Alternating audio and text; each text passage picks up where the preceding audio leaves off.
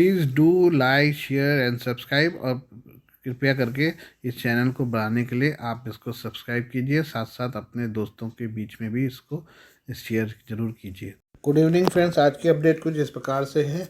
Iran और Saudi अरब में दोस्ती कराने के बाद चीन के हौसले 7वें आसमान पर हैं।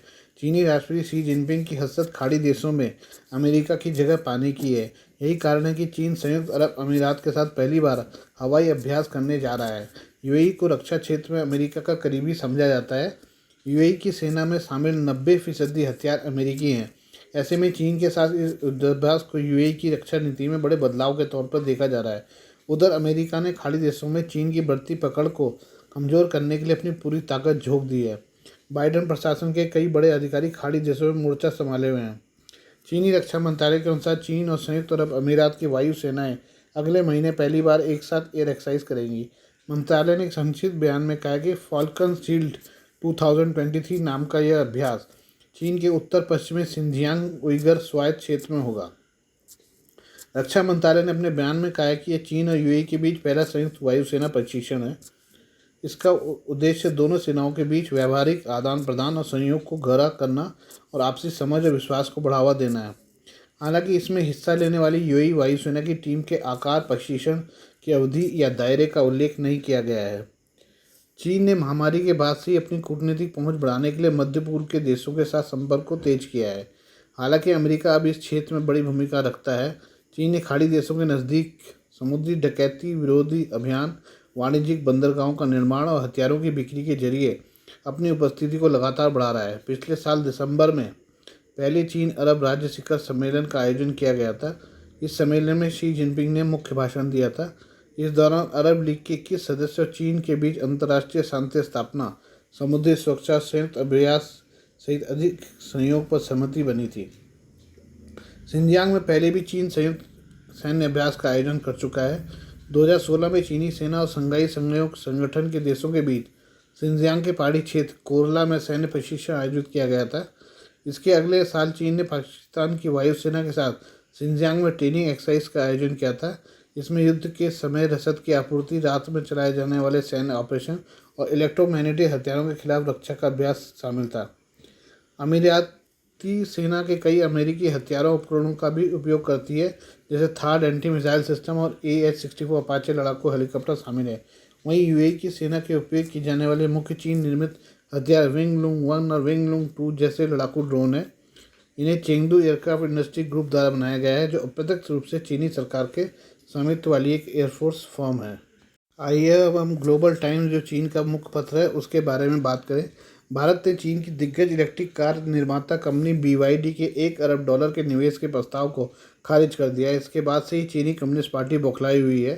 चीन ने पहले अपने विशेष दूत वांग यी के जरिए भारत को संदेश भेजा। जब फिर भी बातें बनी तो अपने सरकारी भोपू ग्लोबल टाइम्स के जरिए लगातार जहर उगल रहा है। अब ग्लोबल टाइम्स के ताज़ा संपादकीय में कहा गया है कि BYD के निवेश के प्रस्ताव को खारिज करने से भारतीय अर्थव्यवस्था को तगड़ा झटका लगेगा। इसके अलावा ग्लोबल टाइम्स ने यह भी चेतावनी दी है कि इससे चीनी कंपनियों के बीच भारत में निवेश को लेकर नकारात्मक संदेश जाएगा। ग्लोबल टाइम्स का दावा है कि भारत ने अभी तक BYD के निवेश के प्रस्ताव को आधिकारिक तौर पर नकारने की जानकारी नहीं दी है। इसके बाद BYD ने भारत में अपने संयुक्त उद्यम भागीदारी को धमकी देते हुए कहा कि वह इलेक्ट्रिक वाहन बनाने के लिए $1 बिलियन के निवेश योजना को स्थगित कर देगा। ग्लोबल टाइम्स ने भारत को धमकी देते हुए कहा कि अगर भारत ने BYD के निवेश प्रस्ताव को वास्तव में खारिज किया तो यह एक श्रृंखलाबद्ध प्रतिक्रिया को जन्म देगा। इसके साथ ही यह फैसला भारत में निवेश करने वाली चीनी कंपनियों के विश्वास को भी तोड़ देगा। इससे भारत में ऑटोमोबाइल उद्योग और अर्थव्यवस्था को भारी नुकसान पहुंचेगा। ग्लोबल टाइम्स ने रॉयटर्स के हवाले से बताया कि प्रारंभिक समीक्षा के बाद वित्त और विदेश मंत्रालय सहित 3 मंत्रालयों के अधिकारियों ने हैदराबाद स्थित मेगा इंजीनियरिंग एंड इंफ्रास्ट्रक्चर के साथ साझेदारी में BYD हुए निवेश को लेकर विरोध जताया था। ग्लोबल टाइम्स ने कहा कि अगर ऐसा है तो यह निराशाजनक और खेदजनक है। आज हम जिस वैश्विक ऑटो उद्योग को जानते हैं वो इसके अधिकांश इतिहास में बार बार होने वाले सीमा पार निवेश से आकार ले रहा है। बहुत से ऑटो निर्माताओं ने वैश्विक विस्तार की अपनी योजनाओं को सुरक्षा चिंताओं से प्रभावित नहीं देखा है। यदि BYD पर केवल इसलिए सुरक्षा संबंधी चिंताएं पैदा करने का आरोप लगाया जाता है क्योंकि एक चीनी कंपनी है, तो ऐसा भेदभावपूर्ण व्यवहार हास्यास्पद होगा और भारत के कारोबारी माहौल पर चीनी कंपनियों के विश्वास को कमज़ोर करेगा। BYD के अधिकारियों ने पिछले हफ्ते भारत की मेगा इंजीनियरिंग इंफ्रास्ट्रक्चर को बताया था कि वह निवेश को अपनी योजना को ख़त्म करना चाहता है। हालांकि BYD का दावा है कि उसे आधिकारिक तौर पर कोई जानकारी नहीं है और भारत सरकार की तरफ से अभी तक कुछ नहीं बताया गया है। इस पर ग्लोबल टाइम्स का तर्क है कि चीनी निवेश को ठुकराना भारत की सोची समझी साजिश है। भारत सरकार के इस फैसले से जनता का ध्यान आकर्षित किया है, क्योंकि कई लोगों का मानना है कि भारत का तेजी से बढ़ता उपभोक्ता बाजार आकर्षक बना हुआ है। ग्लोबल टाइम्स की रिपोर्ट के आधार पर कहा कि BYD ने भारत की मेगा इंजीनियरिंग इंफ्रास्ट्रक्चर के साथ $1 बिलियन के संयुक्त निवेश के जरिए तेलंगाना में एक EV मैन्युफैक्चरिंग प्लांट लगाने का प्रस्ताव रखा है। चीनी मीडिया ने इस निवेश से मैन्युफैक्चरिंग के क्षेत्र में नई नौकरियों के पैदा होने की उम्मीद जताया है। उसका कहना है कि इन नई नौकरियों से भारत में समृद्धि आएगी। उसने समझाइश देते हुए लिखा है कि एक बात स्पष्ट है, निवेश पारस्परिक रूप से लाभप्रद होता है।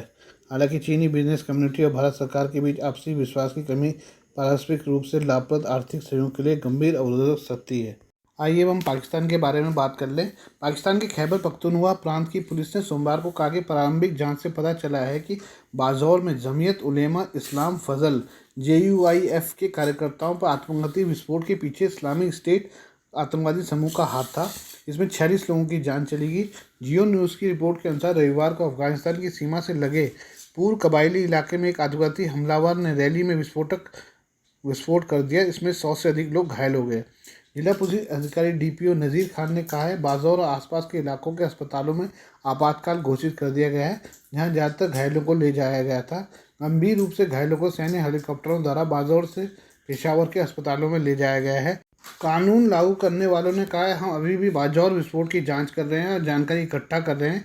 प्रारंभिक जांच से पता चलता है कि प्रतिबंधित संगठन दाइश इसमें शामिल था। जियो न्यूज़ की रिपोर्ट के अनुसार पुलिस ने कहा है कि वो आत्मघाती हमलावर के बारे में विवरण इकट्ठा कर रहे थे, जबकि बम निरोधक दस्ते की टीम घटनास्थल से सबूत इकट्ठा कर रही है। DPO खान ने बताया कि 3 संदिग्ध लोगों को हिरासत में लिया गया है। पिछले साल तहरीक-ए-तालिबान पाकिस्तान TTP और इस्लामाबाद के बीच युद्धविराम टूटने के बाद से पाकिस्तान में चरमपंथियों के हमलों में फिर बढ़ोतरी देखी गई है। जियो न्यूज़ की रिपोर्ट के अनुसार इस साल की शुरुआत में पेशावर में एक मस्जिद में बम विस्फोट में 100 से अधिक लोग मारे गए थे। हाल ही में संयुक्त राष्ट्र सुरक्षा परिषद को सौंपी गई एक रिपोर्ट में उल्लेख किया गया है कि TTP एक व्यापक संगठन बनाने के लिए अल-कायदा के साथ विलय की मांग कर सकता है, जो दक्षिण एशिया में सक्रिय सभी आतंकवादी समूहों को आश्रय देता है। जियो न्यूज़ की रिपोर्ट के अनुसार पाकिस्तान लंबे समय से अफगानिस्तान पर यह सुनिश्चित करने की अपनी प्रतिबद्धता को पूरा नहीं करने का आरोप लगाता रहा है कि उसकी धरती का इस्तेमाल इस्लामाबाद में आतंकवाद के लिए नहीं किया जाए, लेकिन सीमा पार आतंकवाद जारी है। JUIF प्रमुख मौलाना फजल रहमान ने मांग की कि प्रधानमंत्री शहबाज शरीफ और KP कार्रवाई मुख्यमंत्री आजम खान घटना की जांच करें। जियो न्यूज़ की रिपोर्ट के अनुसार लक्षित पार्टी गठबंधन सरकार की एक प्रमुख सहयोगी है, जो नवंबर में होने वाले राष्ट्रीय चुनाव की तैयारी कर रही है।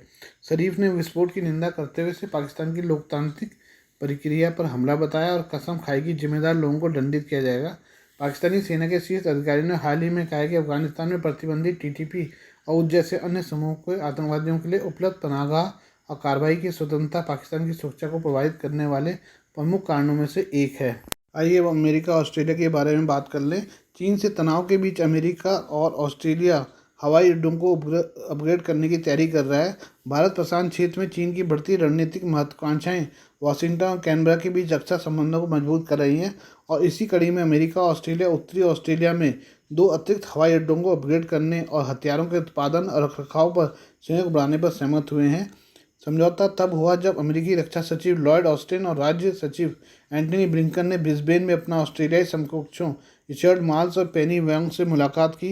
यह कैनबरा द्वारा अप्रैल में ऑस्ट्रेलिया के सशस्त्र बलों का खाका रक्षा रणनीतिक समीक्षा प्रकाशित करने के बाद पहला संवाद है।